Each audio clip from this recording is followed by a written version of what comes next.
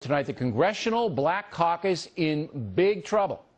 The group is comprised of 43 congresspeople, all African American, who promote policies favorable to their constituencies. The CBC generally dislikes the Tea Party, but now, some of the rhetoric is getting out of hand.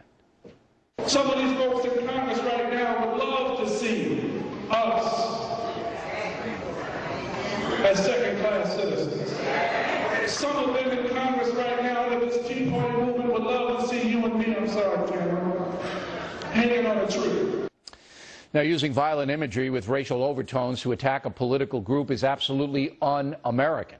But Mr. Carson is unrepentant. I stand on the truth of what I spoke.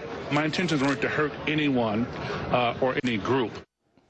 Joining us now from South Florida, Congressman Allen West, a Republican and a member of the Congressional Black Caucus. So, Congressman, I understand you wrote a letter to the leader of the CBC, Congressman Cleaver. What did it say? Yes.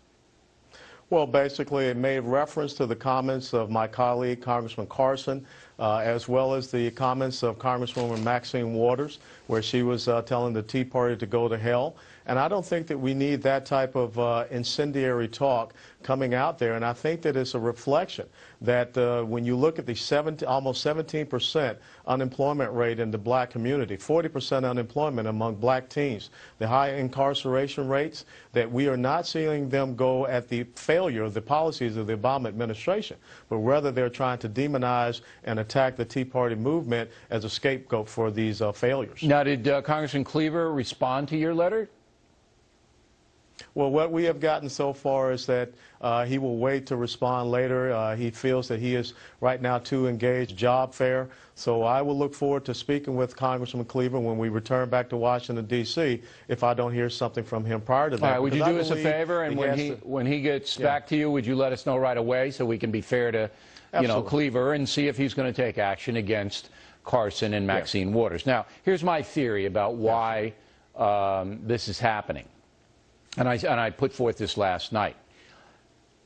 When a guy like Carson and Maxine Waters speaks in these terms, they're always speaking to the choir, to people who are anti-Tea Party, mostly Democrats, mostly liberals, who love Barack Obama.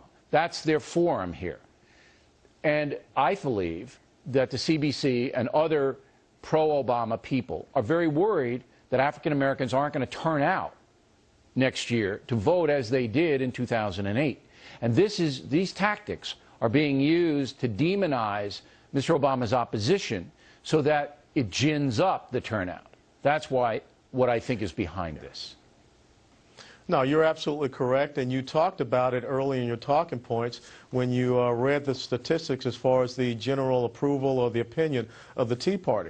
This is nothing but one of the tactics, I believe is rule number 13 out of Saul Alinsky's Rules for Radicals, where you pick a target, you freeze it, you isolate it, and you begin to attack it. And right. I think that's no doubt one of the that's important what's things going they on want here. to try to do. No, I'm curious. Are you the only Republican in the CBC?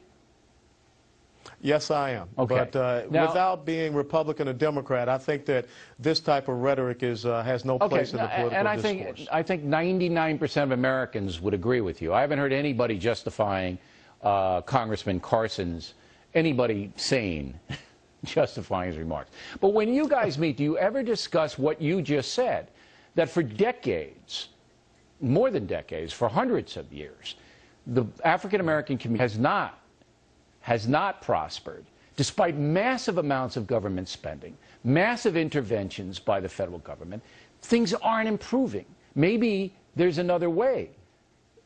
Do you ever discuss that, or are you shouted down and it's no, we want more, we want more, we want more? Well, that's one of the important parts, I think, in joining the Congressional Black Caucus, so that you can bring that different perspective.